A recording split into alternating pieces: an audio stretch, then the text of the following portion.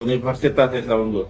Mari bergabung bersama lebih dari 20.000 mahasiswa lainnya. The fast-paced and ever-evolving global landscape require human resources who are technology-savvy, intelligent, independent, and possess strong communication skills.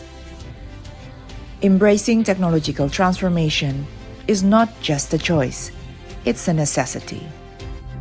To keep pace, educational institutions must be forward-thinking, shaping future-ready graduates. At Universitas Esa Unggul, we are committed to embracing these changes. Our achievements, both academic and non-academic, reflect a continuous process of improvement, aligning with our goal to become a world-class university. We support the accomplishments of both our organization and individuals, making a lasting contribution to society through education, research, and the practical application of knowledge. Esa Unggul offers a diverse range of programs across 3 campuses in Greater Jakarta, Bekasi, Tangerang. Each campus provides a high-quality, international standard education, preparing our students to be competitive in today's global economy. Our mission is to shape smart, creative, and entrepreneurial global citizens who are ready to meet the challenges of the digital era. We are dedicated to preparing students to become digital pioneers, individuals who are well-equipped to thrive in the age of digitalization with intellectual rigor and a nuanced understanding of technology.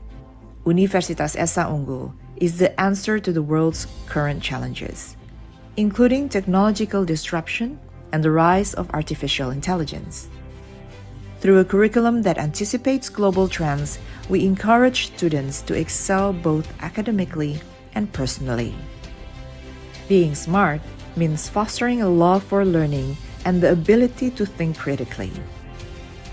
Creativity is the skill to innovate and solve real-world problems. And at Esa Unggul, we develop both creativity and leadership to help our students succeed on a global scale. Being entrepreneurial is about mastering digital skills, building extensive networks, and developing effective strategies for the workplace. Our commitment to academic excellence is reflected in the numerous awards and recognitions we have received from public and private organizations.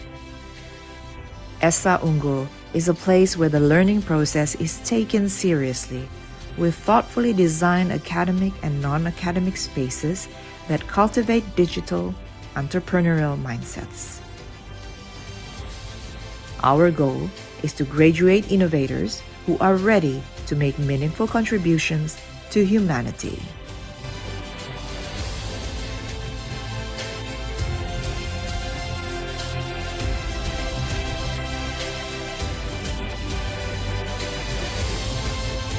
Penting sekali bagi Universitas Esa Unggul untuk membuat terobosan dan berbenah diri menyongsong era digital. Esa Unggul wujudkan generasi digitalpreneur di Indonesia. Universitas Esa Unggul, preparing tomorrow's leaders today.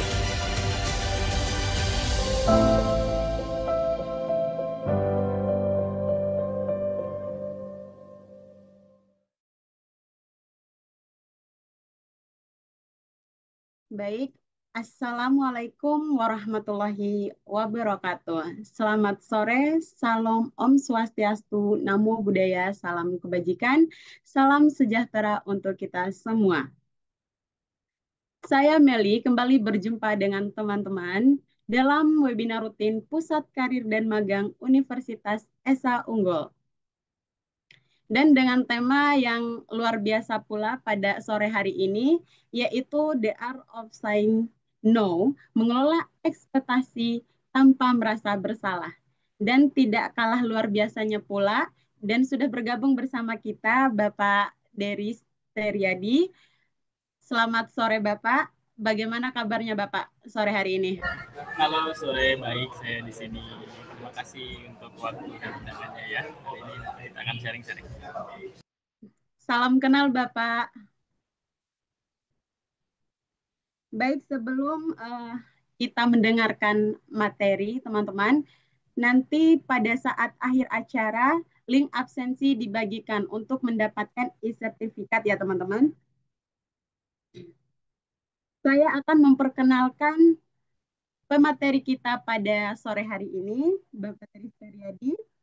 Narasumber kita di sesi 2 ini adalah seorang profesional di bidang human resources dengan rekam jejak yang kuat dalam performance management, employee engagement, dan talent development.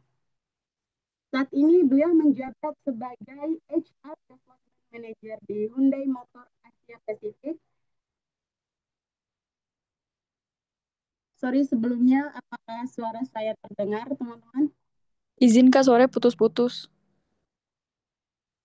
Baik, mohon maaf. Apakah suara saya udah jelas? Cukup jelas, Kak. Oke, terima kasih. Mungkin saya akan membacakan background Bapak Deris ya. Saya akan membacakan ulang.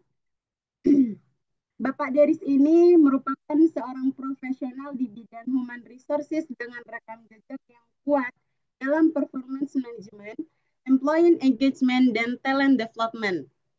Saat ini beliau menjabat sebagai HR Development Manager di Hyundai Motor Asia Pasifik setelah sebelumnya berpengalaman sebagai Talent Development dan Culture Manager di PT Modena Indonesia dan Culture, Engagement dan Performance Management Lead di PT Honda Prospect Motor. Dalam perannya, beliau telah banyak memimpin transformasi budaya organisasi, mengembangkan sistem manajemen kinerja berbasis digital, serta merancang strategi pengembangan talenta yang berdampak langsung pada peningkatan kinerja perusahaan. Bapak Deris juga memiliki berbagai sertifikasi profesional, di antaranya Certified KPI Profesional, Basic Human Resource Profesional, serta Certified Trainer. Atas kiprahnya, beliau pernah meraih penghargaan sebagai The Best Trainer PT Honda Prospect Motor dan menjadi Project Leader System Improvement. Tanpa menunggu lebih lama lagi, kita akan mendengarkan materi yang sangat luar biasa dan disampaikan oleh seseorang yang luar biasa pula. Dipersilakan langsung saja Bapak Deris Setiadi. Terima kasih. Baik, Mbak Meli, thank you untuk pembukaannya, perkenalannya. Terima kasih. Salam kenal juga buat Mbak Meli dan teman-teman semuanya. Suara saya terdengar jelas Salam nggak? kenal. Jelas ya? Jelas, Pak. Oke, thank you. Hari ini kita akan sharing-sharing ya, akan membahas tentang gimana caranya kita mengatakan tidak, karena memang itu salah satu tantangan kita dalam dunia kerja, terus di dunia di kuliah juga ya, terus di rumah juga gitu, pertemanan juga gitu kan. Saying no tuh sometimes membuat kita agak sedikit membingungkan, apakah kita harus bilang iya aja atau gimana cara bilang tidak yang benar gitu ya. Nah, nanti kita akan sharing. Jadi nanti teman-teman juga, saya harap teman-teman juga partisipasi aktif gitu ya dalam webinar kali ini, kurang lebih 1,5 jam ya, sampai 4:30 ya hari ini. Kita akan saling sharing. Kalau ada pertanyaan boleh langsung di chat aja. Nanti regularly saya akan cek gitu ya, untuk pertanyaan-pertanyaannya yang ada di chat, atau mungkin nanti akan raise hand atau open mic juga nggak apa-apa. Nanti kita saling diskusi aja gitu ya teman-teman semua. Pertama mungkin saya mau mengucapkan terima kasih dulu ya ke tim Career Development Center and Internship gitu ya di Esa Unggul, atas undangannya untuk waktu gitu ya, kita saling sharing hari ini. Ini kayaknya saya sharing ke yang 2 kali atau 3 kali gitu ya, bareng Esa Unggul di berbagai macam tema, dan kali ini dapat tema untuk The Art of Saying No gitu ya, untuk teman-teman kita akan saling sharing. Sebelum kita masuk ke materi untuk kita saling sharingnya, saya coba share screen dulu ya sebentar ya.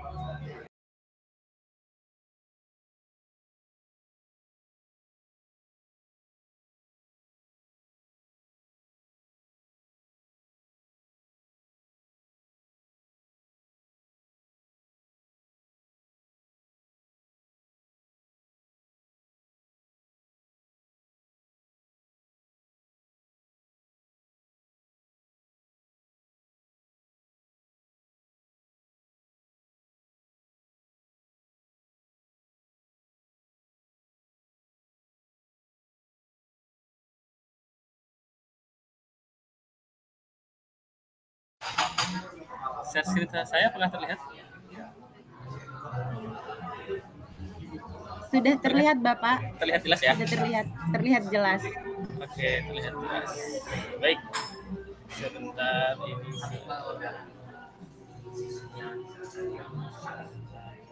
Oke, suara saya tapi jelas juga ya, teman-teman ya? Jelas Bapak. Oke, baik. Yes. Perkenalan tadi udah disampaikan sama Mbak Meli ya. Currently saya ada di posisi sebagai HR Manager di Hyundai Motor Asia Pasifik untuk handle bagian region di Asia Pasifik.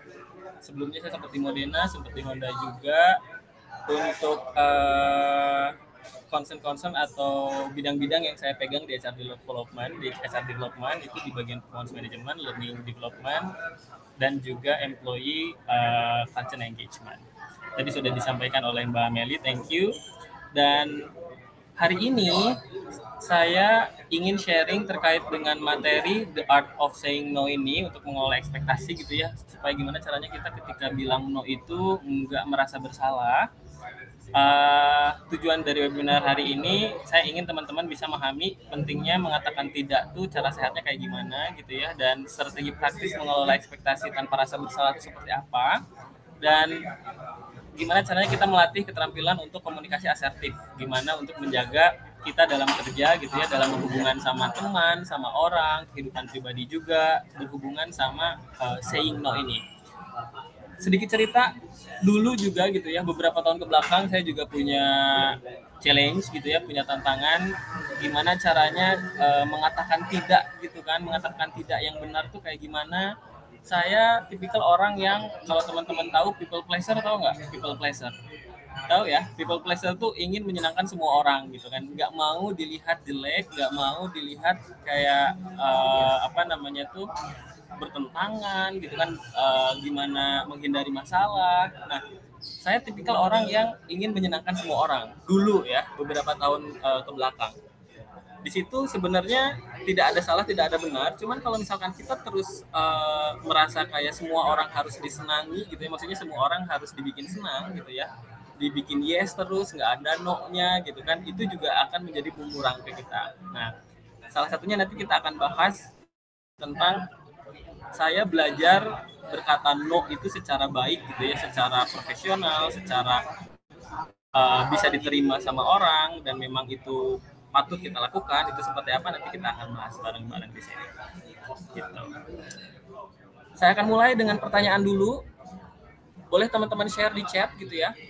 Kapan terakhir kali kita bingung gitu ya mengatakan tidak atau sulit mengatakan tidak, dan ke siapa orangnya? Boleh teman-teman share di chat ya. Saya harap teman-teman partisipasi aktif di sini. Kapan terakhir kali merasa bingung dan sulit mengatakan tidak gitu ya, dan ke siapa kalian sulit mengatakan tidaknya? Boleh di-share di chat ya, sambil kita bahas bareng-bareng. Saya pengen lihat. Kapan sih kita sulit mengatakan tidak? Oh, tadi pagi. Wah, cepet banget tadi pagi. Boleh yang lain sharing juga ya. Kira-kira kapan teman-teman terakhir kali sulit mengatakan tidak? Tadi siang. Wah, bahkan tadi siang. Boleh yang lain juga sharing ya. Kurang lebih ada 34 orang. Kemarin malam, semalam. Oke, tadi pagi. Sama teman sebelah kos katanya. Oke. Boleh. Yang lain juga boleh di-share ya. Ke siapa? Bilang tidak susahnya tuh ke siapa gitu ya. Ke atasan. Oke. Yang lain boleh. Ke pacar kak, ke bos. Oke. Yang lain juga boleh. Misalkan ke orang tua gitu ya. Gimana caranya mengatakan tidak ke orang tua? Ada lagi yang lain, ke pacar atau ke suami gitu ya, atau ke teman, ke istri gitu ya. Kemarin Pak ke teman kantor, minjem duit ya biasanya ya, minjem dulu 100 dong, bilang enggaknya gimana coba? Kadang pada kebijakan pimpinan. Oke. Yang lain boleh sharing lagi. Nah, sambil kita bahas-bahas lagi.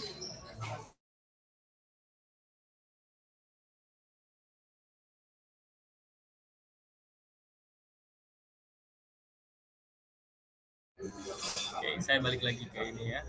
Harusnya ini saya masih kelihatan sih. Share saya masih kelihatan kan harusnya. Bahkan teman-teman tadi pagi gitu ya, mengatakan sulit mengatakan tidaknya tuh tadi pagi. Bahkan ada tadi siang juga gitu ya. Kemarin ke teman kosan.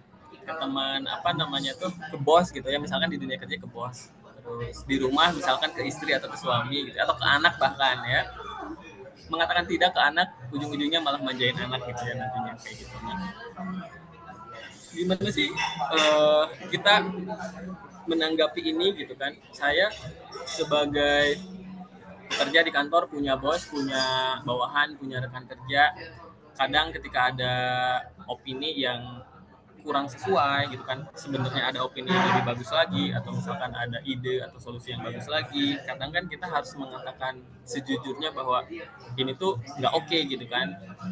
Sama halnya dengan bilang enggak gitu kan, bilang no gitu kan, gimana sih caranya gitu kan, apa sih yang harus kita lakukan. Kita lanjut ngebahas tentang sambungin gitu ya. Kita sambungin dengan pertanyaan tadi, kapan kita sulit, kapan kita bingung, kenapa kita sulit. Nah, ini jawabannya nih. Kadang, bukan kadang ya, kebanyakan kita merasa sulit mengatakan tidak itu, pertama itu takut mengecewakan orang lain. Bener ya? Gak enakan. Kita misalkan jadi orang yang gak enakan gitu ya, itu tuh bumerangnya sangat-sangat tajam. Jangan jadi orang gak enakan. Jangan takut mengecewakan orang lain. Saya termasuk orang yang takut mengecewakan orang lain. Bukan lebih takut mengecewakan orang lain sih, lebih ke kayak saya pengen membuat semua orang senang terhadap apa yang saya katakan, terhadap apa keputusan saya. Sama nggak ya dengan takut mengecewakan orang? Kayaknya agak sedikit beda. Cuman saya lebih ke people pleaser. Saya pengen menyenangkan semua orang. Nah, salah satu kenapa kita merasa sulit mengatakan tidak, takut mengecewakan orang. Kedua, ingin diterima dan disukai. Nah, ini mungkin lebih ke saya di dulu ya. Waktu dulu saya lebih ke sini nih. Ingin diterima dan disukai orang lain. Dan biasanya kita merasa bersalah ketika melakukan tidak ya. Karena kalau tidak, itu ujung-ujungnya nanti si orang itu akan kecewa. Kita tidak disukai dan ujung-ujungnya kita merasa bersalah. Benar ya? Ini alasan-alasan kenapa kita sulit mengatakan tidak. Salah satunya, mungkin teman-teman ada pendapat lain, boleh share di chat gitu ya, dari teman-teman. Menurut teman-teman apa untuk menambah pengetahuan kita hari ini? Tidak cuma takut mengecewakan orang lain, tidak cuma ingin diterima dan disukai, ujung-ujungnya merasa bersalah, berlebihan gitu kan. Dampaknya apa? Kita stres biasanya, kita burn out, kinerja kita juga bisa menurun gitu. Contoh gini, contoh simpel tadilah gitu ya, saya sambil ngelihat teman-teman kepikiran kalau nolak Kak, rasa insecure gini. Ketika teman minjem duit, ya kan, ketika teman minjem 100 dulu gitu ya, minjem 100 dulu, kita tolak, kita takut malah jadi nggak temenan sama dia, bener kan? Ya kan? Kita kasih, nagihnya gimana? Ini contoh real gitu ya, di dunia kampus, di rumah juga, di kantor juga gitu ya. Ada pasti temen yang minjem dulu dong 100. Minjem dulu 100. Nolak, takut nanti dia marah, kecewa dan jadi nggak teman. Dikasih, nanti nagihnya gimana? Ujung-ujungnya kayak ya udah, nggak enaknya di siapa? Di kita yang ngasih duit. Bener kan?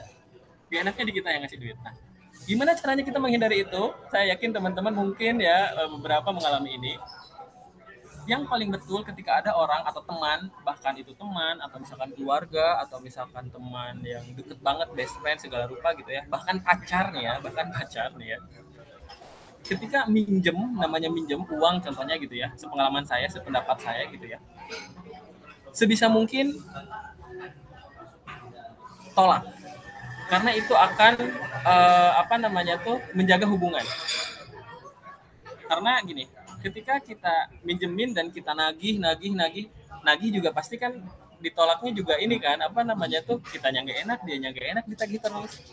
Mending kita kayak kita tolak, nanti kita kasih tahu caranya kayak gimana ya, nanti ada di materi cara menolaknya kayak gimana yang enak gitu ya. Dan menolak ini, saying no ini tuh nggak enak di awal memang, ke kitanya nggak enak, takut dikecewain, ke si orangnya yang ngomongnya juga nggak enak, tapi itu memperbaiki hubungan sebenarnya, memperkuat hubungan juga, supaya kita nggak jadi malah bom waktu nantinya. Biasanya nanti bom waktu ketika kita iyain, kita kasih lagi, minjem lagi, kita kasih lagi, dari 100, 200 jadi 1.000.000 gitu ya, dan itu malah menumpuk, ujung-ujungnya jadi bom waktu, akhirnya jadi meledak juga. Mending kita langsung preventif dari awal, saying no gitu ya, karena sepengalaman saya ke teman, ke keluarga, ketika kita saying no itu pasti kecewanya di awal doang. Hubungan tetap baik kok. Hubungan tetap baik. Kecewanya hanya di awal doang. Dia kecewa, kitanya nggak enak, tapi itu di awal doang. Nah, nanti kita akan bahas caranya. Gimana sih caranya gitu ya? Daripada kita bilang yes gitu. Itu salah satu contoh menolak teman gitu ya, saying no ke teman. Ke orang tua gimana? Kalau orang tua yang ngomong, emang bisa saying no ke orang tua? Nih ada yang komen ya, kita yang menjamin uang malah kita yang kayak merasa berhutang sama dia tuh kan? Ya kan kalau menjamin uang malah kita yang minta-minta gitu kan? Kan itu duit kita. Makanya saying no itu, apalagi kayak minjem duit gitu ya, itu tuh nggak enak di awal doang, tapi sebenarnya hubungan tetap akan baik gitu ya. Waktu ditolak jadi berantem, dibilang nggak mau bantu saat dia susah kan? Iya bener, durhaka kalau nolak orang tua. Nanti ada caranya, gimana caranya nolak orang tua, atau bukan nolak ya, lebih ke kayak tidak sependapat dengan orang tua gitu ya. Contoh gini, dulu saya disuruh jadi guru dulu. Saya disuruh jadi guru karena saya backgroundnya pendidikan gitu ya. Bisa jadi guru, mau guru SD, guru SMP gitu ya. Orang tua saya nyuruh saya jadi guru. Tapi saya nggak mau, nolak dong saya. Nah, cara saya nolak adalah saya ngasih alasan. Dan saya ngasih kepercayaan ke dia bahwa pilihan saya yang menurut saya betul. Gitu. Dan itu salah satu cara nih, ada namanya the reason no gitu kan. Kita bilang tidak tapi ada alasannya. Nah, itu salah satu caranya, nanti kita bahas juga. Itu salah satu contoh nggak setuju atau nolak orang tua. Bahkan kan kita kayak growing di umur-umur kayak 20, 17, ke 20, 22. Kita kan kadang punya pilihan sendiri ya, punya pemikiran sendiri. Ke orang tua nolak itu durhaka, tapi kalau nolaknya dengan alasan yang bisa dimengerti, terus kita ngasih trust gitu ya, kita ngasih kepercayaan ke orang tua juga akan menerima kok. Orang tua juga dulu pernah muda juga gitu. Karena ini banyak nih kan, kita saying no tuh bukan ke teman, ada ke orang tua, ada ke bos, bahkan ke suami, bahkan ke istri. Gimana caranya saya menolak kepengen istri gitu kan? Istri pengen beli apa terus saya nolaknya gimana coba? Jadi itu salah satu kondisi ya, gitu. Nah, supaya kita menghindari dari rasa ini ya, kita perlu skillnya, caranya gimana biar kita nggak stres, nggak burn out ya. Kita keluar uang 200 gitu karena orang minjem, nah kita nagihnya burn out gitu, malah kita yang sok kelihatan minta-minta padahal itu uang kita. Nah, kita hindari itu dengan kita berani bilang tidak, supaya kita tidak punya rasa takut dikecewakan, tidak punya perasaan bahwa kita takut tidak disukai atau tidak diterima, apalagi rasa bersalah. Nah, kita nanti akan bahas caranya gimana ya, caranya gimana. Nah, sebelum ke caranya nih ya, kita kelola dulu perasaan kita. Share screen saya masih kelihatan teman-teman? Sorry. Kelihatan Kak. Masih ya. Oke, thank you. Nah, kita kelola dulu rasa bersalah kita. Kadang memang ketika kita nggak minjemin, kita merasa bersalah. Ketika kita mengiyakan tapi tidak setuju, misalkan apakah itu dengan orang tua atau dengan pasangan, gitu ya, dengan teman, kita juga merasa bersalah. Nah, gimana sih cara kita mengelolanya? Jadi gini, pertama kita harus tanamkan bahwa merasa bersalah itu salah. Jadi jangan pernah ya, kita kelola lah. Kadang saya juga suka ngerasa guilty gitu ya, suka merasa salah, suka kecewa juga, kadang menyesal gitu ya dengan keputusan kita. Tidak mudah memang untuk keluar dari situ, cuman kita tanamkan aja di mindset kita dulu gitu ya. Pertama bahwa merasa bersalah itu tuh nggak enak lah gitu, itu tuh salah, itu tuh nggak enak, itu tuh nggak nyaman di kita. Jadi gimana caranya kita mengelola supaya kita tuh tidak merasa bersalah terhadap apa yang kita putuskan, terhadap apa yang kita putuskan gitu. Itu yang pertama. Nah, kedua, kita perlu gunakan self talk positif ke kita, bahwa saying no itu tuh, saying no it's not negative gitu kan. Saying no itu mempererat hubungan. Saying no itu menyelesaikan masalah gitu. Jadi kita self talk positif ke diri kita bahwa saying no itu tuh nggak salah kok, saying no itu tuh bisa jadi solusi kok gitu kan, saying no itu tuh bisa apa namanya tuh nggak negatif kok gitu kan, positif bahkan gitu kan ketika kita menyampaikannya dengan benar gitu. Itu step kedua. Nah step ketiganya kita fokus pada manfaat jangka panjang. Jangka panjang di sini tadi ketika contoh simpelnya tadi ya yang minjem duit ya, teman minjem duit ya, ketika kita saying no itu tuh kecewanya di awal doang, tapi jangka panjangnya kita tetap akan temenan. Saya yakin itu akan tetap temenan ya ketika kita saying no, nggak ngasih apa yang dia minta atau misalkan nggak minjemin duit, itu kita jangka panjangnya akan tetap berhubungan baik. Tapi kalau kita saying yes, ngasih duit, jangka panjangnya malah tadi jadi bom waktu, naginya susah, jadinya renggang, malah nggak jadi temenan, ujung-ujungnya apa? Di blok. Ujung-ujungnya di blok ya, karena ditagih mulu gitu. Nah makanya ini kita fokus pada manfaat jangka panjangnya nih, ketika kita ngomong no gitu kan pada suatu kondisi, contoh tadi minjem duit gitu ya, itu adalah preventif kita untuk tetap berhubungan sama orang itu, tidak merenggangkan hubungan, tetap berrelasi dengan baik, tetap temenan gitu ya, tidak merasa nggak enak lagi karena memang itu pilihan yang tepat untuk bilang tidak gitu loh, untuk bilang tidak meminjamkan. Atau mungkin di sini ada satu circle saling pinjemin duit. Jadi saying no itu gitu ya, itu jangka panjangnya positif.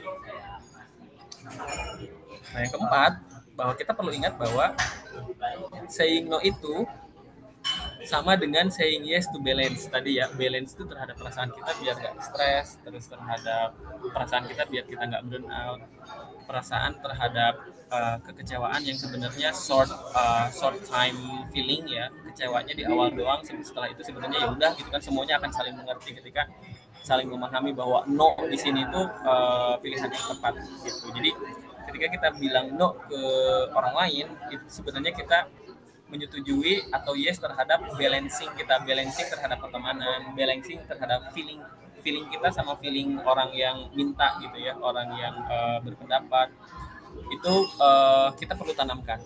Jadi 4 step ini salah satu cara untuk kita mengelola rasa bersalah kita, bahwa kita harus menormalisasi bahwa merasa bersalah itu salah loh gitu kan, nggak baik gitu kita merasa bersalah terus. Dan yang kedua kita perlu kayak self talk positif ke diri kita bahwa saying no ini tuh pilihan yang positif, nggak negatif gitu kan. Kalau misalkan dari term no itu kan seolah-olah negatif ya, padahal itu tuh adalah menghasilkan hal yang positif juga. Kita fokus ke manfaat jangka panjang tadi terhadap hubungan, terhadap perasaan, dan yang terakhir kita perlu ingat nih bahwa saying no ke orang lain itu saying yes to balance gitu. Ya, ini cara mengelola rasa bersalah. Dari teman-teman ada yang chat lagi nggak ya? Coba saya cek.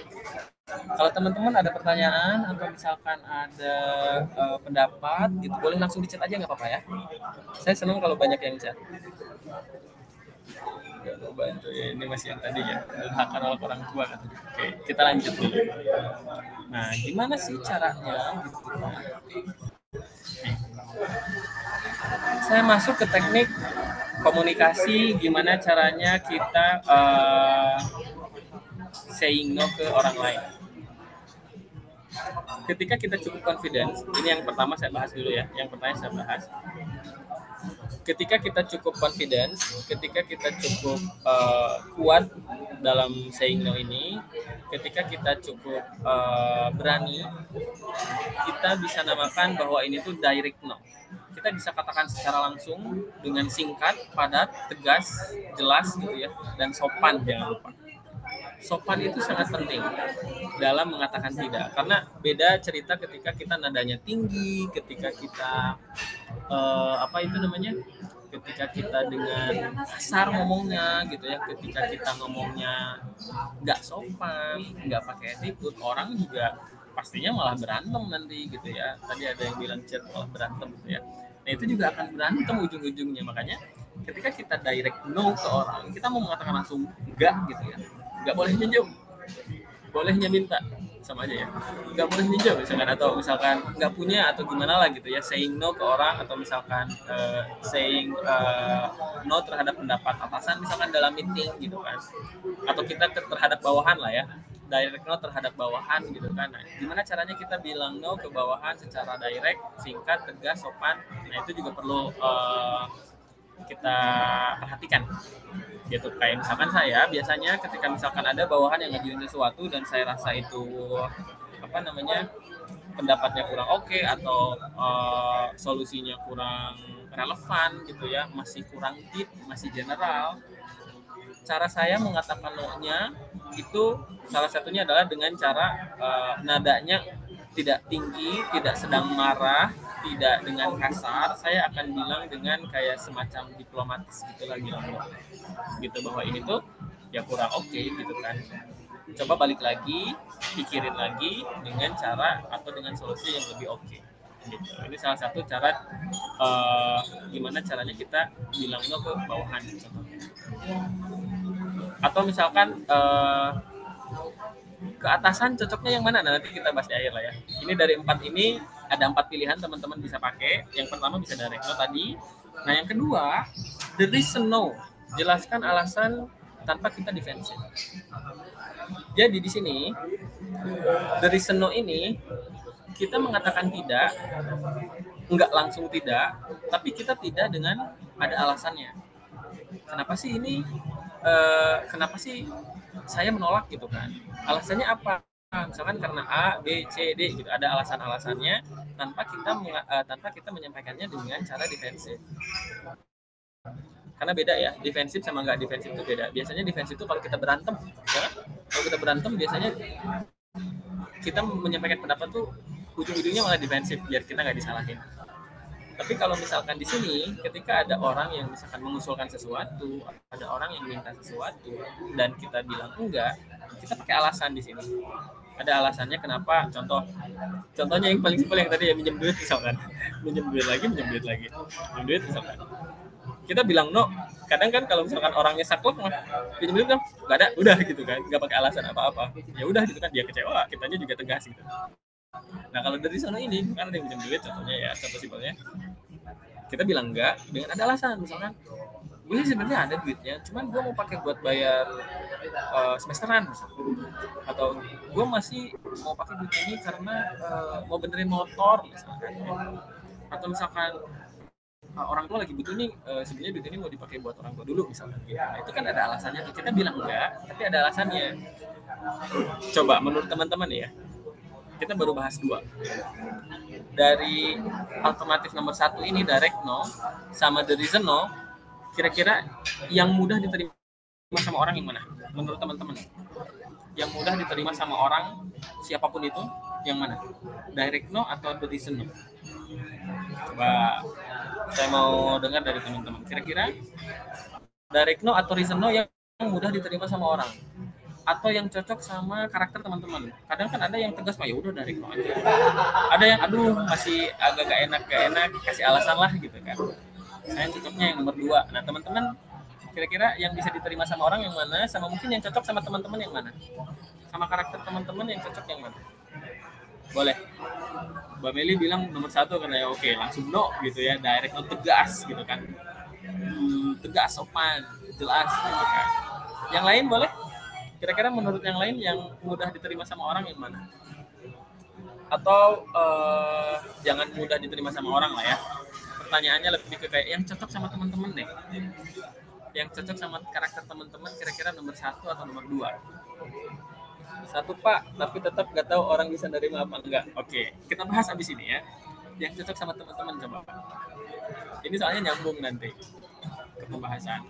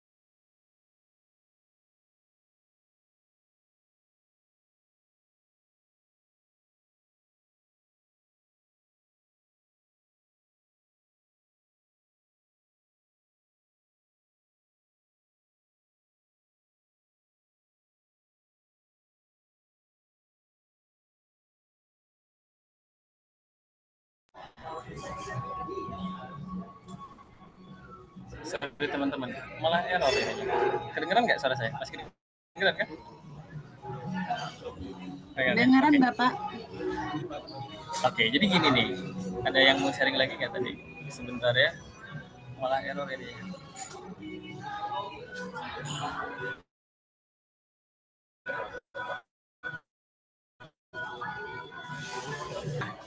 Nomor 1 katanya, kata Mas Ferdian.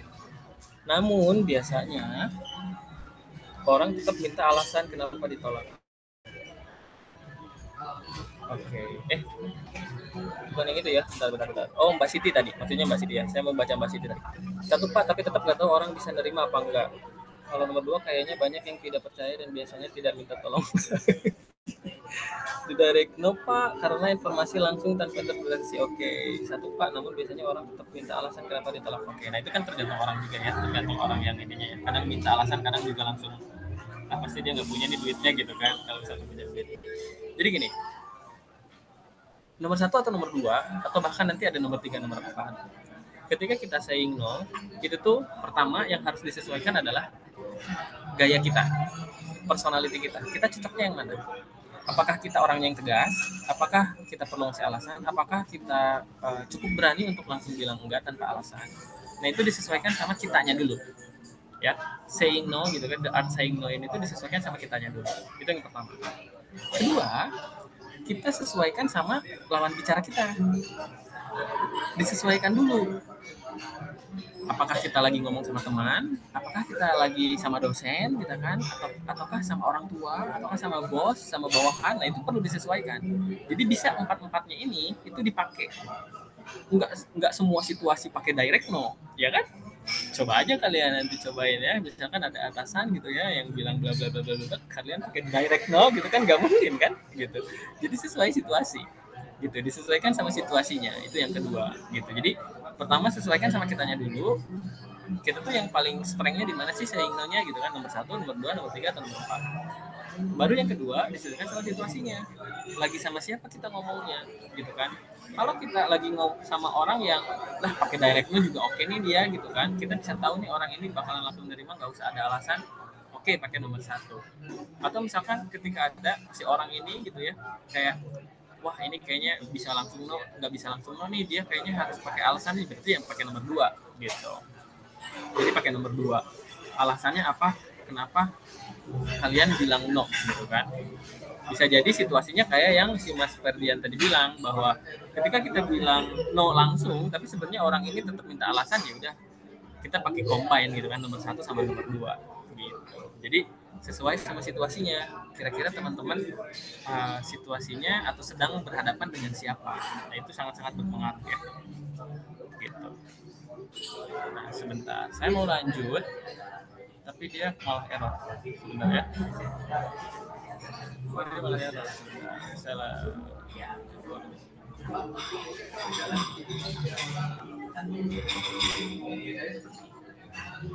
Saya stop sharing dulu ya, soalnya agak error nih dianya. Sebentar teman-teman.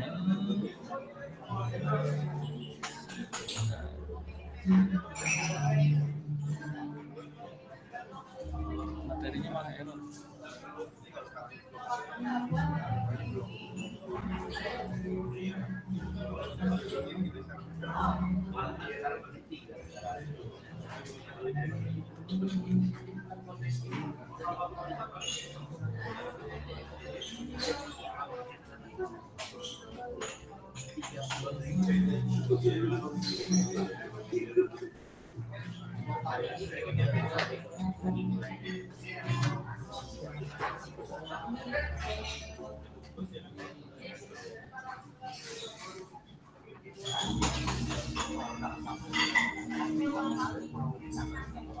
Wait teman-teman ya, sebentar. Kok ini dia nggak bisa diklik?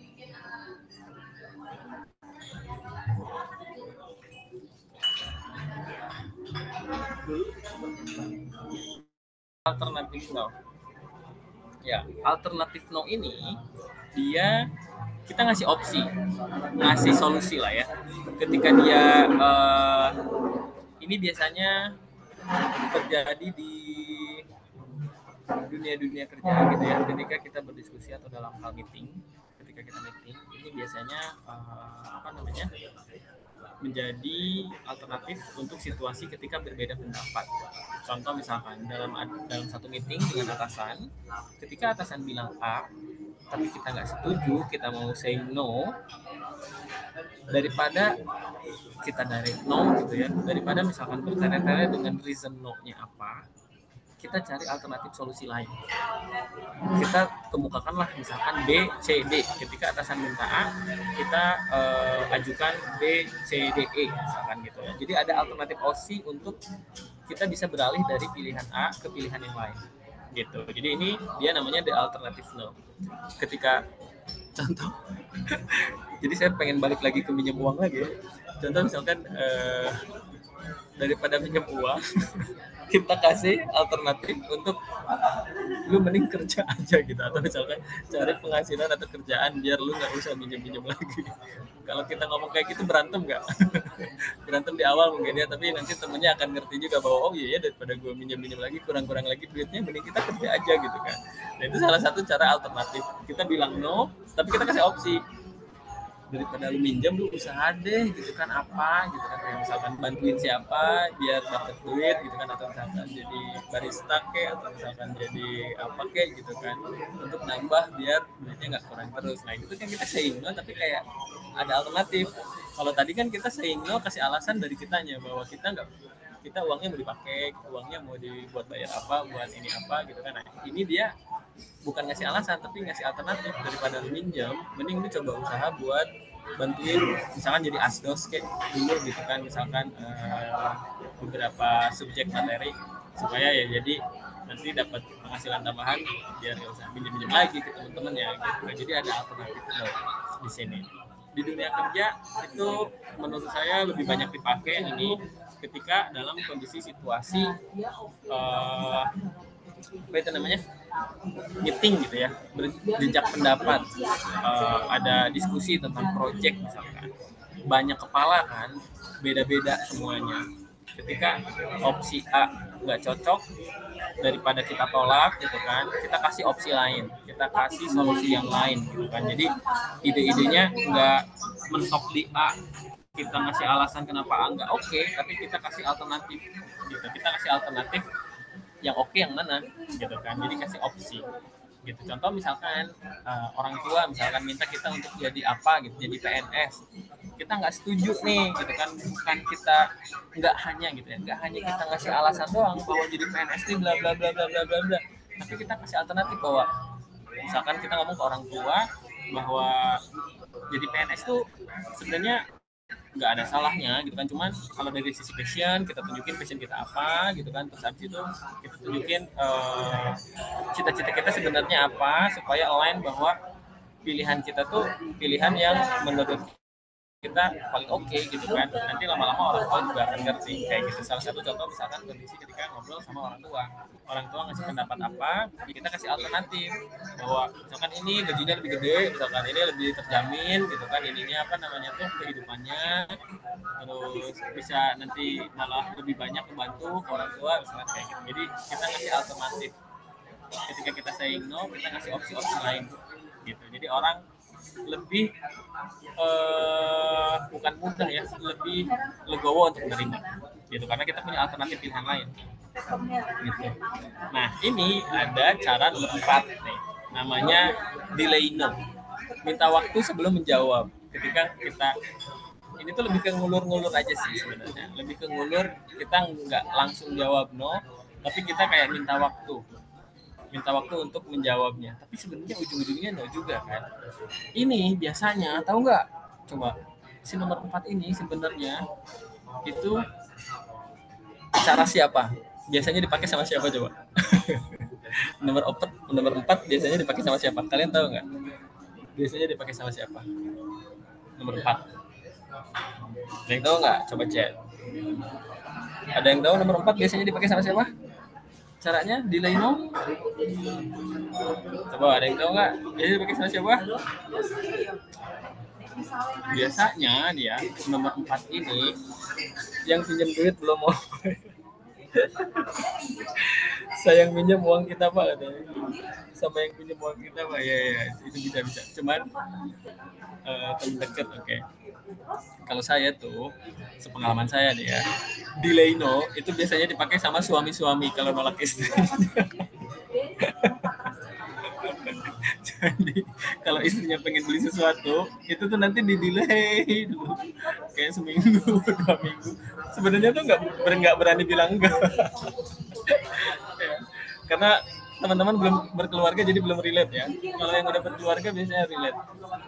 Biasanya suami-suami untuk nolak istri itu pakai delay. Teman-teman saya juga sama kayak gitu kan. Orang-orang yang udah berkeluarga biasanya kayak gitu. Ya jadi kayak dinanti-nanti gitu kan, ujung-ujungnya juga coba ujung-ujungnya no apa yes, ujung-ujungnya yes. Tetap dibeli juga gitu. Itu sedikit intermezzo curhat untuk ini ya, untuk orang yang udah berkeluarga. Dan menurut teman-teman dari ke 1, 2, 3, 4 nih ya,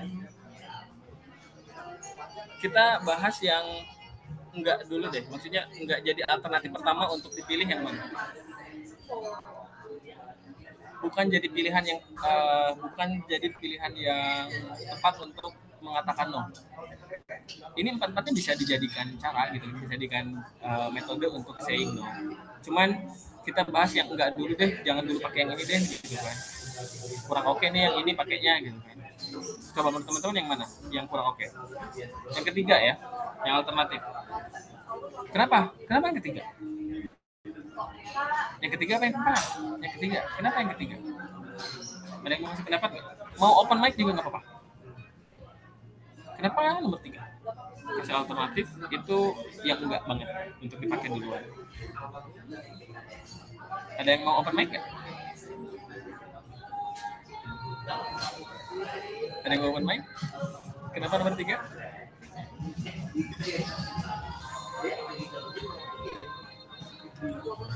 Ada yang open mic ya? Nggak ada. Yang lain ada yang berpendapat? Yang jangan dulu dipakai gitu. Maksudnya nggak jadi pilihan pertama untuk dipakai. Kurang oke gitu kan si metode ini. Kalau menurut saya nih ya, delay no itu tuh nggak rekomend buat dipakai. Karena nanti itu jadi bom waktu juga. Ketika mau no, langsung aja di depan. Jangan dinanti-nanti. Karena nanti kecewanya akan bertumpuk sama orang yang request. Contoh misalkan, request sesuatu, kita delay no-nya gitu kan, kita delay sampai seminggu, sampai 2 minggu gitu. Itu dia nantinya akan kecewa karena dia nunggu kan. Contoh yang minjem duit. kita nanti ujung-ujungnya nggak ada. Pasti yang minjem duit bilangnya apa? Tau gitu mah dari kemarin aja bilangnya, ya kan? Nanti dia kecewanya malah makin numpuknya. Makanya menurut saya itu nomor 4 bisa digunakan gitu kan, tapi enggak direkomend untuk dilakukan menjadi pilihan pertama lah gitu. Enggak rekomend untuk dijadikan pilihan pertama untuk saying no. Ini bisa dilakukan gitu kan, tidak ada salahnya. Cuman ini nggak jadi alternatif pertama untuk dilakukan ya, menjadi prioritas dilakukan. Kalau dari sisi makanya ini nomor 4 kan ininya kan, pilihannya kan. Yang paling baik itu menurut saya gitu ya, balik lagi nanti ke teman-teman kan, disesuaikan sama karakternya, disesuaikan sama personality teman-teman, cocoknya enaknya yang mana, terus sama situasi sama kondisi juga kan. Kita lagi ngomong sama siapa yang bisa menerima untuk direct no, siapa yang kira-kira menerima reason no sama alternatif no, itu sangat-sangat disesuaikan sama situasi dan kondisi. Tapi kalau misalkan mau ngomong yang ideal yang mana sih gitu kan, yang oke banget sebenarnya yang mana sih, sebenarnya nomor 1 ini yang paling ideal karena dia langsung direct gitu kan, terus impact-nya atau orisnya itu langsung di awal juga, kecewa langsung di awal gitu kan. Kita juga impact ke kitanya juga langsung di awal juga. Makanya ini menurut saya pilihan yang tepat, dan ini perlu bukan latihan ya istilahnya, perlu kayak pembiasaan ketika kita mau melakukan direct no, ketika kita mau reason no, mau alternative no, semuanya ini perlu kayak pembiasaan, perlu kayak ya taruhlah kita latihan gitu kan, karena nggak semua bisa mengatakan tidak gitu kan. Gitu. Ini terkait dengan teknik komunikasinya. Dari teman-teman ada pertanyaan nggak? Sampai ini, sampai apa? Sampai materi ini.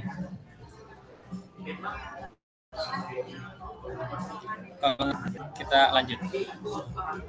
Nah, jadi kesimpulannya gitu ya, saying no ini kita perlu punya pemahaman baru, kita perlu punya mindset bahwa mengatakan tidak itu bukan nolak orangnya ya, tapi nolak permintaannya. Benar ya? Kita nggak nyerang orangnya, tapi kita menolak permintaannya gitu. Jadi kita nggak usah ngerasa takut nanti malah bersalah, atau misalkan kita takut mengecewakan. Kita tuh nolak tuh bukan nolak orangnya, tapi kita menolak permintaannya, atau kita no terhadap pendapatnya, karena ada pendapat yang lebih bagus misalkan di kantor, atau misalkan di rumah gitu ya dengan orang tua. Kita tuh bukan nolak orang tua kita, tapi kita nolak pendapatnya, karena kita sebagai orang dewasa kita punya pendapat sendiri yang menurut kita lebih baik gitu. Sometimes kita juga perlu memahami bahwa agree to disagree gitu ya. Agree to disagree itu salah satu cara berpikir yang bisa menguatkan kita. Dulu saya sebagai people pleaser, itu saya pengen semuanya agree terhadap pilihan saya, biar tidak ada yang dikecewakan. Cuman kadang ada situasi dia pengennya A, kita pengennya B, ya udah gitu kan. Nggak bisa dipaksakan harus C gitu, atau harus A dua-duanya, harus B dua-duanya. Kadang kita juga harus agree to disagree juga gitu kan di sini. Bahwa ketika teman kita berpendapat A dan kita berpendapat B, tidak ada kesepakatan, ya udah gitu kan, bahwa memang kondisinya harus agree to disagree gitu kan, bahwa dua-duanya nggak agree sama lain, dan itu fine. Cara pandang atau berpendapat itu fine gitu kan, nggak usah si ini harus semuanya ke sini, pendapatnya harus semuanya ke sini. Itu dunia nggak kayak gitu kan words-nya. Tapi kadang kita juga berbeda, ya udah masing-masing, and that's fine gitu. Berkata tidak pun sama, bahwa ketika kita tidak berpendapat, ya kita sampaikan pendapat kita atau alternatifnya kayak gimana, atau cara saying-nya seperti apa gitu kan. Dan yang perlu kita tanamkan adalah kita bilang tidak bukan ke orangnya, maksudnya bukan menolak orangnya, tapi kita menolak permintaannya aja, kita menolak pandangannya, kita menolak pendapatnya, bukan orangnya gitu ya. Itu mindset pertama nih. Nah terus yang kedua nih yang perlu kita tanamkan, prinsip yes to self ke kita gitu kan. Ketika berkata tidak pada hal yang tak sesuai prioritas, itu tuh kita berkata yes terhadap diri sendiri, bahwa pilihan kita benar nih gitu kan, bahwa kita mengatakan bahwa yes terhadap diri sendiri.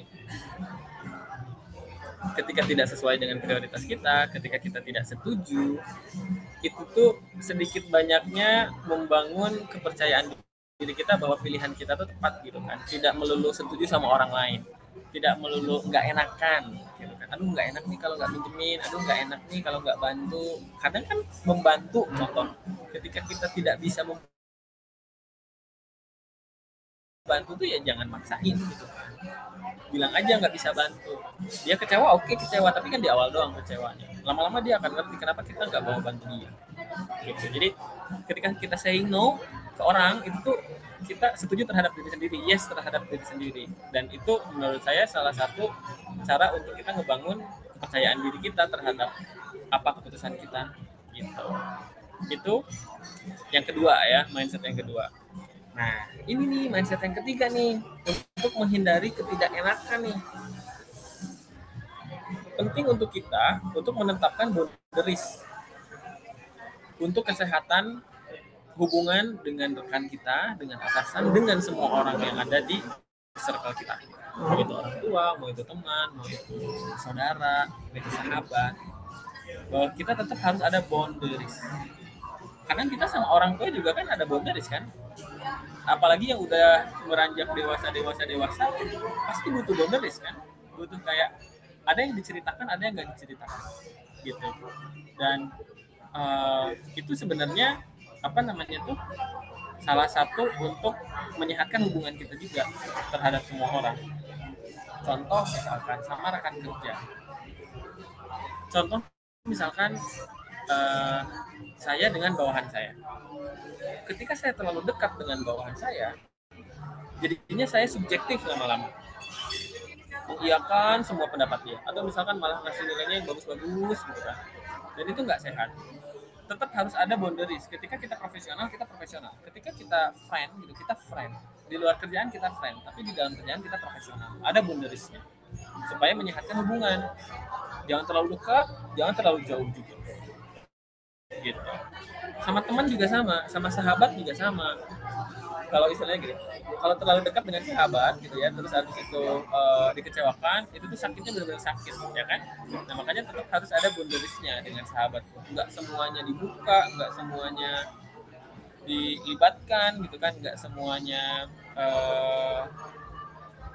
harus berbarengan gitu kan. Tetap harus ada boundariesnya supaya menyehatkan hubungan kita. Jadi teman-teman perlu kita coba ubah cara pandang kita. Kita punya mindset bahwa pertama mengatakan tidak itu tuh bukan nolak orangnya ya, tapi nolak permintaannya. Kita bukan nyerang orangnya gitu kan. Kita bukan nolak orangnya, tapi kita nolak permintaannya. Gitu. Makanya ketika kita melakukan yang direct no tadi, impact atau resiko kecewanya itu di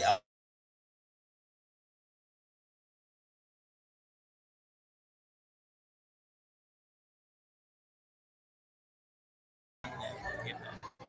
Nah yang kedua, yes to self gitu ya, bahwa ketika kita saying no itu tuh kita bilang yes to myself, to ourselves gitu. Jadi itu menambah confidence kita juga, bravery kita juga bahwa pilihan kita tuh benar gitu kan, pilihan kita tuh nyaman buat diri kita, saying no gitu.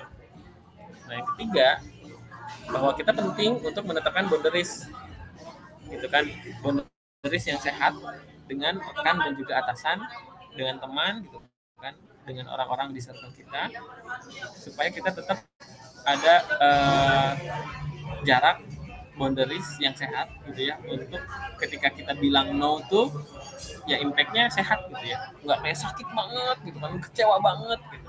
Karena kan kalau terlalu dekat dikecewakan ya kecewa banget gitu. Makanya harus tetap ada boundaries gitu. Ini sebagai summary dari The Art of Saying No, bahwa ujung-ujungnya yang harus dikuatkan gitu ya, yang harus ditanamkan di teman-teman adalah mindset bahwa saying no itu nggak salah, bahwa saying no itu bisa menjadi solusi, saying no itu bisa mempererat hubungan, saying no itu tidak tidak melulu mengecewakan orang lain gitu kan. Saying no itu mendukung diri kita untuk kita bisa lebih confidence, kita bisa lebih brave juga dalam memutuskan sesuatu gitu. Jadi mindset ini yang perlu kita tanamkan. Jangan jadi orang yang nggak enakan. Itu biasanya banyak terjadi di kota-kota besar ya. Aduh nggak enak nih, aduh nggak enak. Ujungnya bener-bener nggak enak, ya kan? Aduh nggak enak, nggak minjemin, akhirnya kita pinjemin. Ujungnya yang nggak enak siapa? Kita juga kan yang nggak enak. Nagihnya nggak enak, kitanya nggak enak, duit kita masih ada di dia gitu kan. Nah, makanya jangan jadi orang nggak enakan. Kita percaya atas keputusan kita saying no gitu kan, kita saying yes to diri kita, dan itu mempererat hubungan. Kitanya jadi lebih kuat, hubungan ke orang di sekitar kitanya juga lebih oke. Gitu. That's about mindset tentang saying no. Dari teman-teman ada pertanyaan? Dari saya cukup singkat, padat terhadap materi ini, saying no ini. Banyak situasi-situasi, kondisi-kondisi yang memang relate sama hubungan, sama ini ya, sama kehidupan kita ya. Jadi ini sebetulnya materinya bagus banget buat kita karena banyak banget relate sama kehidupan di rumah tangga, di sekolah, di kampus. Ini benar-benar sangat berhubungan ke setiap setiap level kehidupan, di sekolah, di kampus, di rumah, di kantor, sama orang tua, di rumah tangga, sama suami, sama istri. Ini tuh say no ini tuh berhubungan ke semua level kehidupan. Gitu. Jadi menurut saya ini keren banget sih materinya. Jadi teman-teman ada pertanyaan nggak? Boleh, silahkan. Ini udah sesi tanya jawab, teman-teman boleh open mic, open cam juga boleh. Boleh, silakan yang bertanya.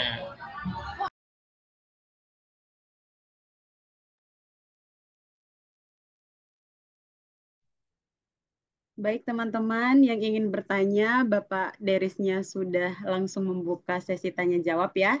Dari tadi di sini udah ada yang bertanya Bapak di kolom chat.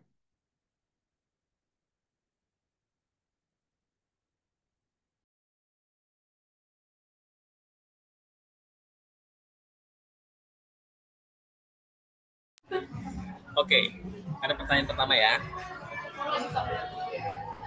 Bagaimana caranya biar nggak jadi people pleaser? Saya tuh orangnya people pleaser. Gimana caranya jadi orang nggak people pleaser? Itu tantangan ya, berat banget tantangan.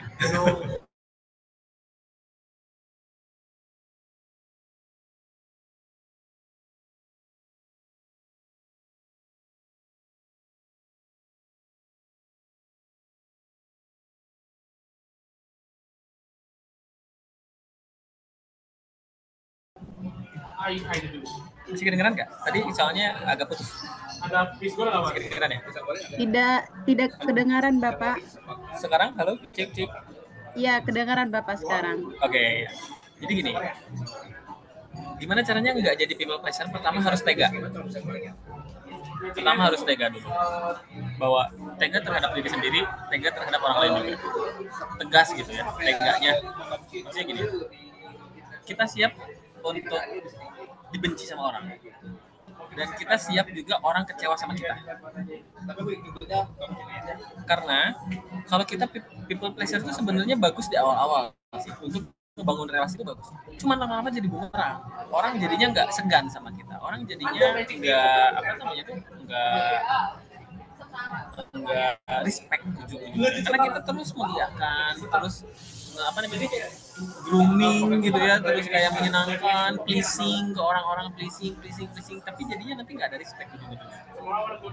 Dan itu saya alamin gitu ya di beberapa pengalaman sebelumnya, ketika intim terlalu people pleaser, ya ujung-ujungnya nanti akan, kalau bahasa kasarnya, melunjak gitu ya. Jadinya melunjak karena di pleasing terus gitu kan, nggak ada ketegasan, nggak dimarahin gitu kan, karena takut dikecewakan sama tim, takut dikecewakan sama atasan gitu kan. Itu bagus untuk membangun relasi, tapi lama-lama jadi bumerang gitu. Makanya gimana caranya nggak jadi people pleaser? Pertama memang harus tegas, harus tega lah, harus berani bahwa kita akan dibenci sama orang, tapi kita di jalan yang benar gitu kan. Dibenci tapi kita di jalan yang benar. Dan juga kita harus berani orang akan kecewa sama kita gitu. Dan itu perlu waktu. Ketika orang people pleaser tuh kadang nggak biasa, kayak nanti tuh dibenci gitu kan, atau misalkan nanti malah ngomongin di belakang gitu kan. Dan itu perlu waktu, perlu kayak latihan, pengalaman, komunikasi gitu kan, gimana caranya berkomunikasi dengan tegas gitu kan, terus lugas gitu kan, supaya ya nggak people pleaser lagi gitu. Yang pertama memang itu, harus berani dulu bahwa kita tuh akan orang akan kecewa sama kita dan kita akan dibenci sama orang. Orang yang nggak people pleaser gitu ya, yang tegas, nggak akan peduli itu, nggak peduli orang kecewa sama kita, yang penting pilihan kita yang benar gitu kan. Nah, orang people pleaser tuh kadang mikir biar nggak bentrok gitu kan, biar nggak berantem, sangat-sangat menjunjung perdamaian gitu kan, menghindari konflik. Nah, ini satu hal yang bagus juga buat teman-teman. Konflik itu bagus untuk membangun hubungan juga, untuk membangun kekuatan kita juga. Sometimes kita perlu konflik, kita perlu dibentur-benturin, ya kan, supaya kita kuat dari sisi komunikasi, kuat dari sisi kita menghadapi masalah, menghadapi perbedaan. Makanya kita perlu konflik. Orang people pleaser itu menghindari konflik, peace pokoknya. Nah, jadi kita harus latihannya gitu, dengan konflik gitu. Itu ya tips dari saya yang orang people pleaser dulu. Saya coba lanjut nih. izin bertanya, kalau kita ketika kita memiliki orang tua atau teman begitu pamrih seperti merasa mengharap sesuatu dari orang lain, kayaknya memang rata-rata kayak gitu ya. Sebenarnya kita ingin mencari berbagai cara untuk mengatasinya tanpa adanya konflik relasi supaya hubungan relasi tidak pecah. Bagaimana cara mengatasinya? Kita bahas orang tua dulu nih. Orang tua. Orang tua itu gimana yang ngomongnya? Rata-rata atau mayoritas gitu ya. Biasanya orang tua yang bukan milenial ya. Jadi orang tuanya milenial atau enggak? Milenial nih punya orang tua. Rata-rata yang jadi sandwich generation itu milenial. Ya kan? Karena orang tuanya milenial itu tuh sangat berharap. Beri, gua udah lulusin lu jadi dokter gitu kan, jadi S1. Bantu adik kamu buat sekolah. Gitu kan. Nah, memang rata-rata tantangannya ada di kalau ngomongin generasi ya, itu tuh di generasi milenial karena orang tua yang pamrih itu tuh yang orang tuanya milenial biasanya. Nah, caranya gimana nih? Pertama, orang tua itu susah untuk dijelaskan. Ya, maksudnya dijelaskan tuh idealnya gitu ya. Kita sebagai milenial ngejelasin ke orang tua bahwa harusnya tuh jangan pamrih, itu nggak akan masuk. Nggak akan masuk. Orang tua nggak akan masuk begitu ya. Gitu. Caranya biar keluar dari rasa pamrih itu ya. Pertama memang kita harus tega dulu juga sih. Harus tega sama ketika ke orang tua pendapat kita bahwa kita juga masih struggle gitu ya, kita juga masih berjuang gitu ya dari sisi karir, dari sisi finansial gitu kan. Kita jelaskan ke orang tua, kita berani jelaskan untuk saying no ke orang tua gitu kan, bahwa saying no untuk belum bisa bantu adiknya bersekolah gitu, atau belum bisa kirim gitu kan, atau belum bisa pamrih terhadap apa yang dia lakukan terhadap kita semenjak kecil. Kita jelaskan kondisi kita harus berani, harus tegas gitu ya, saying no itu. Dan itu nggak cukup sekali, itu kita harus continually ya ngomong seperti itu di berbagai situasi kondisi ketika memang lagi deep talk sama orang tua, supaya dia lama-lama ngerti, karena orang tua sekali dua kali nggak akan ngerti. Contoh bilang gini ya, ada statement kayak gini biasanya, anak itu tidak milih untuk dilahirkan, ya kan? Yang memilih untuk dilahirkan itu adalah orang tuanya, otomatis sih orang tuanya yang bertanggung jawab, ya kan? Kenapa anaknya harus ikut bertanggung jawab orang tuanya? Kan kita lahir atas pilihan mereka. Ngomongin kayak gitu kalian pasti nanti dicoret dari kakak. Nggak akan masuk ya. Jadi nggak sefrontal itu, tapi kita harus pelan-pelan ngomongnya, harus tegas juga untuk terhindar dari rasa pamrih itu. Kadang kita juga ngerasa bersalah juga kan, kita nggak ngirim gitu kan, kita ngebantu orang tua.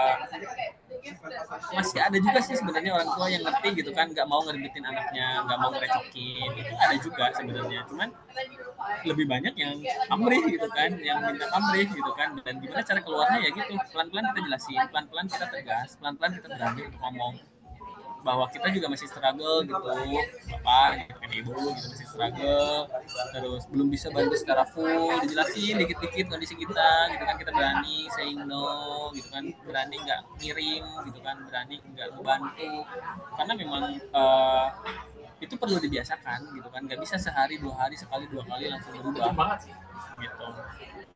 Ke temen pun sama, apalagi temen ya, siapa sih temen mah gitu kan, ganti aja temennya. Tapi bisa kalau ada temen yang pamrih, apalagi ke temen kan hubungannya nggak erat sama orang tua gitu kan. Makanya saya tadi bahasnya ke orang tua karena kan hubungannya sangat erat kalau sama orang tua. Jadi harus benar-benar kita jelasinnya dengan benar. Kalau ke teman malah kita kan nggak selamanya temenan sama dia gitu kan. Jadi kita jelasin aja bahwa pamrih itu nggak segitunya gitu kan, maksudnya nggak sekrusial itu, apalagi ke teman. Dulu misalkan teman pernah bantu kita, sekarang kita nggak bantu terus dia ngomel-ngomel atau gimana, ya udahlah mending ganti teman aja itu. gitu. Itu ya. Wah, banyak nih pertanyaan lagi nih, seru nih. Sedikit masukan ya Mas. Kalau boundaries itu Mas katanya lebih ke arah filter terhadap hal-hal yang harus diberikan atau tidak kepada rekan-rekan kita. Oke, jangan karena ada hal yang tidak ingin kita berikan, hubungan kita dengan rekan menjadi renggang. Tetapi sampaikan hal-hal yang baik dan tidak menyinggung kalau kita tidak dapat atau tidak ingin memberikan hal yang diinginkan oleh rekan kita itu dengan alasan yang jelas dan logis juga agar teman kita dapat memahaminya. Setuju ya, betul seperti itu. Jadi boundaries itu banyak hal gitu ya. Salah satunya misalkan ini filter terhadap rekan kita gitu kan. Ada yang kita bisa filter, ada yang kita bisa berikan, ada yang kita bisa tahan gitu ya. Dan setuju dengan Mas Pedro ini bahwa sampaikan hal-hal yang perlu kita sampaikan gitu kan dengan cara tidak menyinggung, ya kan?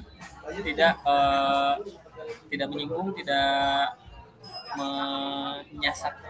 menyisit gitu, menyayat perasaannya gitu ya dengan logis supaya ya teman kita bisa paham. Setuju dengan itu ya. Jadi boundariesnya dari sisi filter ini. Oke, sekarang Kak Vindo ya. Bagaimana sebenarnya bilang no atau menolak ke orang yang meminta pertolongan atau bahkan gak enak meninggalkan tongkrongan yang kita sendiri tidak nyaman bahkan gak bermanfaat buat kita. Masalahnya sifat tegaan itu yang gak apa ini namanya? Sebentar, itu mau kelihatan. Saya sudah coba menanamkan di diri agar tegaan, tapi masalahnya saya risih dan salah sendiri. Saya sudah coba untuk tega, tapi hati saya nggak tenang. Itu apakah mendarah sifatnya atau gimana?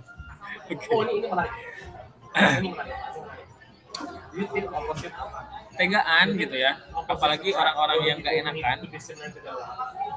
Orang-orang yang nggak enakan untuk tega, untuk tegas, itu tuh nggak bisa sehari 2 hari langsung bisa Mas, Mbak.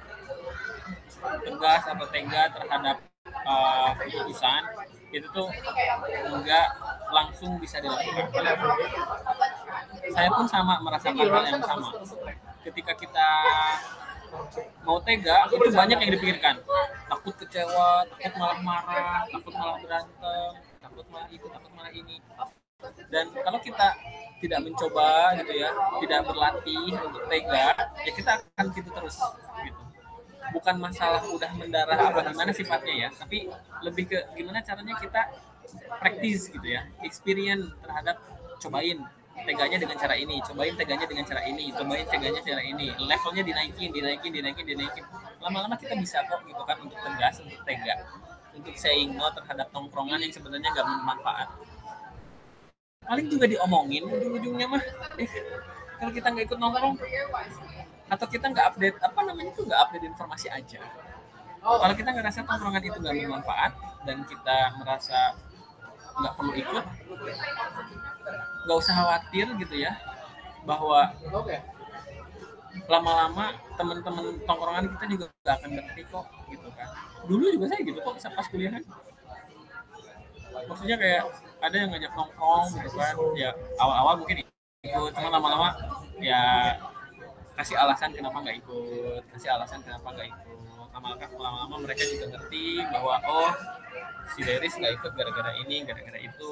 Kayaknya semuanya juga sama-sama ngerti akhirnya gitu, dan hubungannya tetap berjalan dengan baik gitu. Dan itu tidak semudah itu memang. Kakak jadinya teman-teman semua tidak semudah itu teman-teman. Jadi memang harus terus berlatih, harus terus mencoba, harus terus berani mencoba.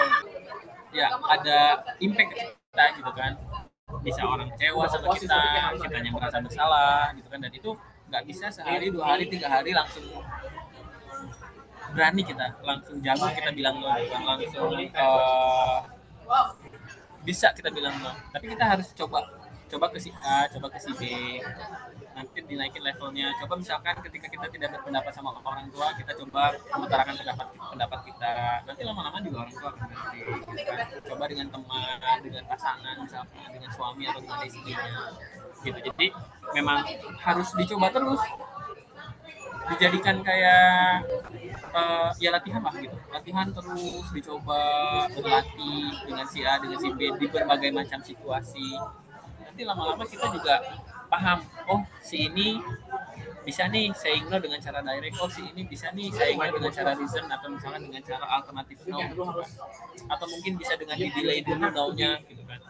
Nah itu nanti lama-lama kita akan custom teganya gitu ya, tegasnya saying no-nya kita lama-lama akan custom begitu teman-teman ya. Itu salah satu tips atau tricks gimana cara kita saying no, kita lebih tegaan, kita lebih teganya dalam sisi positif ya, bukan tega dalam sisi negatif.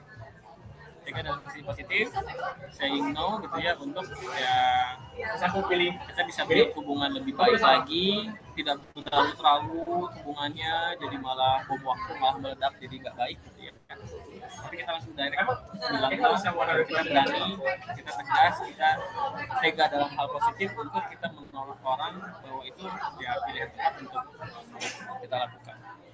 Begitu teman-teman. Ada lagi pertanyaan? Boleh, silakan kalau ada pertanyaan.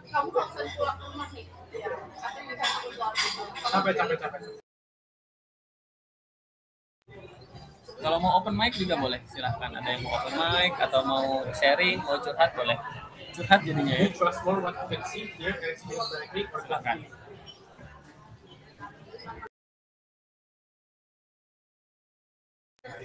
Saya coba cek ya, apakah kebaca semua pertanyaannya, takutnya ada yang kelewat.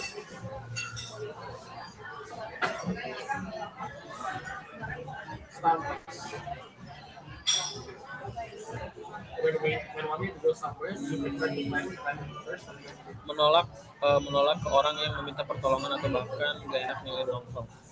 Nah, atau misalkan gini, menolak terhadap orang minta bantuan. Itu kan bergejolak ya, ini perasaan kita ya nggak sih? Orang minta tolong, tapi kita nggak bisa bantu. Lebih gak enak lagi kan? Iya nggak sih? Lebih gak enak, lebih ke kayak orang lagi butuh pertolongan, tapi kitanya nggak bisa nolong, gitu kan? Kitanya mau nolak, gimana tuh caranya?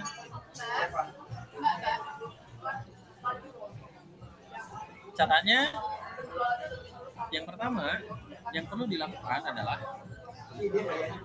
sepengalaman saya ya, untuk saying no, supaya dengan mudah diterima sama orang yang minta tolong misalkan, atau yang minta bantuan.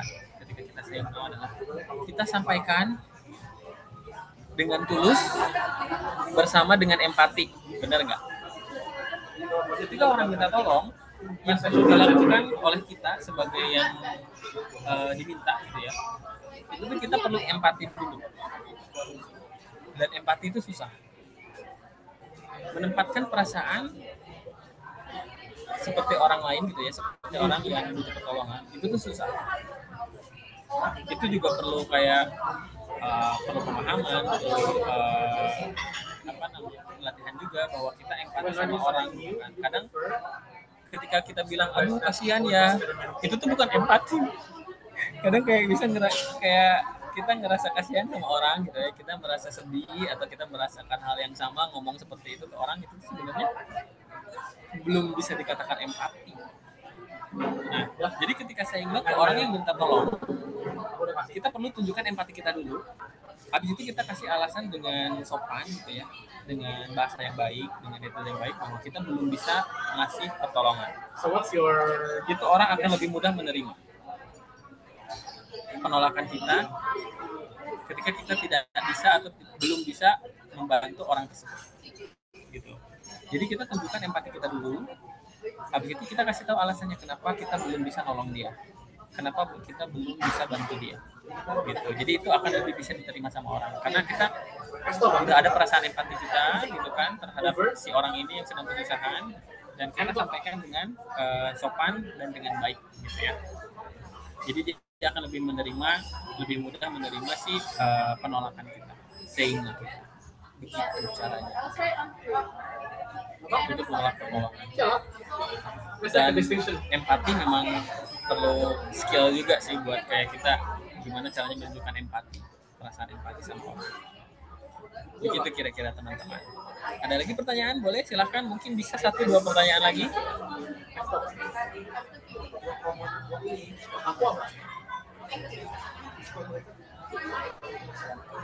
Dari teman-teman boleh. Mau open mic juga boleh, belum ada yang open mic ya?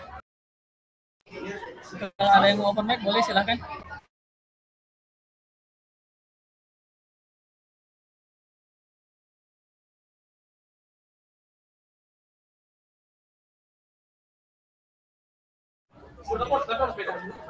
Oke, kalau tidak ada pertanyaan lagi, saya coba simpulkan ya bahwa saying no ini tuh balik lagi ke tadi mindsetnya bahwa kita saying no bukan menolak orangnya, tapi kita menolak permintaannya. Itu yang perlu kita tanamkan supaya kita merasa baik-baik saja, tidak merasa nggak enak. Itu yang pertama. Kedua, kita perlu tanamkan bahwa ketika kita saying no ke orang lain itu tuh saying yes terhadap diri kita untuk kita bisa menumbuhkan confidence kita, menumbuhkan bravery kita bahwa pilihan kita tuh tepat gitu ya. Tidak bukan tidak mengecewakan orang, tapi kita tidak merasa bersalah gitu.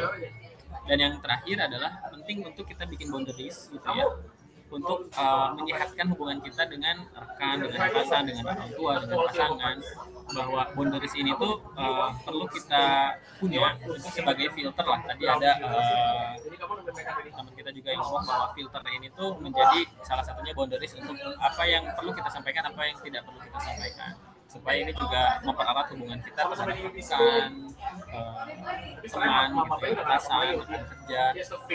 Dan juga mindset ini membantu kita untuk kita lebih baik lagi dalam hal menerima perasaan kita ketika kita say no, gitu, tidak merasa bersalah. Karena merasa bersalah itu nggak enak. Gitu. Merasa bersalah itu salah ya.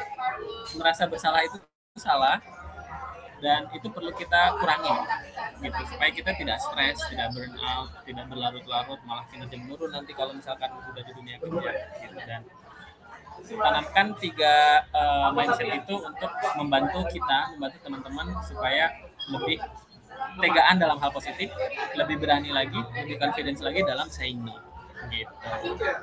Itu dari saya. Thank you. Saya kembalikan lagi ke Mbak Meli. Silahkan Mbak Meli.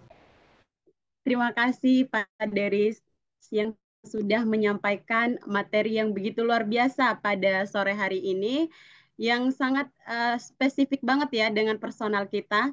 Banyak banget yang mengalami people pleaser ya Pak ya. Dan saya pun mengalami itu. Dan saya mendapatkan ilmu yang bermanfaat pada sore hari ini. Dan begitu pun teman-teman juga pastinya mendapatkan ilmu yang bermanfaat. Selanjutnya, kita akan mendengarkan sambutan dari Ibu Ria Panjaitan, SEMM, selaku Kepala Pusat Karir dan Magang Universitas Esa Unggul. Kepada Ibu Ria dipersilahkan. Terima kasih Mbak Meli. Ya, Assalamualaikum warahmatullahi wabarakatuh. Salam sejahtera untuk kita semua. Selamat sore. Yang saya hormati Bapak Deris Triadi yang telah menjadi narasumber kita di sesi kedua pada hari ini. Terima kasih banyak Pak Deris untuk materinya yang sudah disampaikan.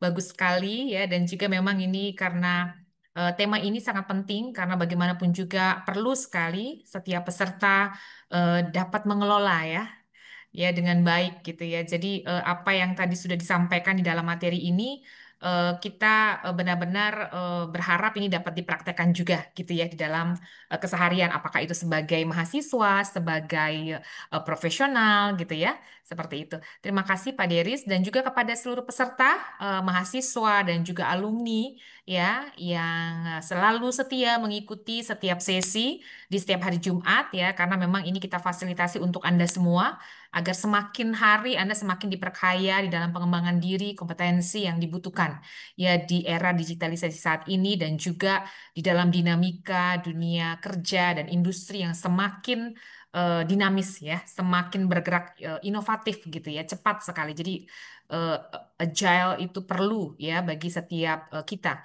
khususnya yang memang saat ini sedang fokus untuk misalnya mengembangkan diri, apakah itu di dalam berkarir ya ataupun di dalam pendidikan. Karena bagaimanapun juga Anda lulus juga nggak hanya sekedar predikat pintar, pandai, tapi juga punya kompetensi yang lebih gitu ya. Baik, terima kasih sekali lagi Pak Deris untuk waktunya. Mudah-mudahan tidak bosan apabila diundang kembali untuk dapat memberikan materi yang lainnya yang tidak kalah menarik. Dan bagi semua peserta, tetap selalu memantau ya setiap jadwal di websim seminar dari Universitas Esa Unggul, karena setiap hari Jumat kita selalu mengadakan webinar soft skill dengan topik-topik yang berbeda dan menarik, dan juga tentunya kita berusaha untuk selalu mengikuti ya apa saja kebutuhan-kebutuhan industri dan juga dunia kompetensi dalam mengembangkan diri setiap kita, khususnya mahasiswa, alumni, dan seluruh profesional gitu ya yang hadir pada sore hari ini. Baik, ini menjadi sesi terakhir dan ini juga di hari Jumat ya, sudah masuk kembali ke weekend. Tapi mungkin pesan saya yang mungkin harus berkendaraan, harus mungkin naik transportasi umum ya, harap berhati-hati karena memang saya dengar nih masih ada marak demo-demo gitu ya. Jadi mungkin tetap berhati-hati di jalan dan happy weekend untuk besok. Selamat berakhir pekan. Kita ketemu lagi di Jumat minggu mendatang. Di Jumat minggu mendatang berarti kita ketemu di hari Kamis ya, karena kita hari Jumat itu ada tanggal merah ya, tanggal 5 September ya. Jadi mungkin dilihat nanti jadwalnya karena kita akan majukan gitu ya untuk pelaksanaannya. Baik, mungkin itu saja dari saya. Terima kasih. Saya kembalikan lagi kepada Mbak Meli. Wassalamualaikum warahmatullahi wabarakatuh. Waalaikumsalam warahmatullahi wabarakatuh. Terima kasih atas sambutan penutupnya, Ibu.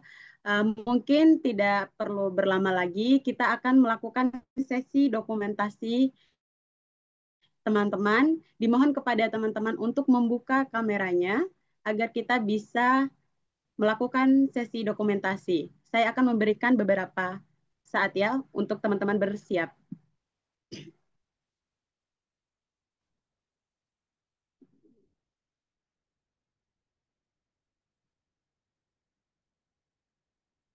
Baik, langsung saja kita akan melakukan sesi dokumentasi. Dimulai dari hitungan 3, 2, 1. Untuk slide kedua, 3, 2, 1. Dan untuk slide terakhir, 3, 2, 1. Baik, terima kasih teman-teman yang sudah membuka kameranya. Di situ udah tertera link absensinya di kolom chat ya teman-teman. Silakan mengisi link absensinya dan untuk mendapatkan e-sertifikat teman-teman harus mengisi link absensinya. Dan webinar ini selalu diselenggarakan oleh Pusat Karir dan Magang Universitas Esa Unggul setiap hari Jumat dan dengan tema yang berbeda-beda. Dan tentunya gratis ya teman-teman.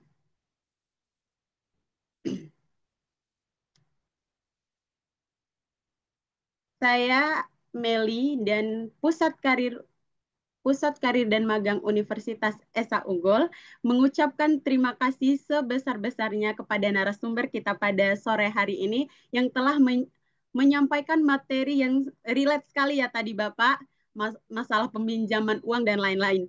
Dan terima kasih juga kepada teman-teman webinar yang sudah berpartisipasi sampai akhir mengikuti acara webinar sore hari ini. Saya undur diri. Terima kasih. Wassalamualaikum warahmatullahi wabarakatuh. Waalaikumsalam warahmatullahi wabarakatuh.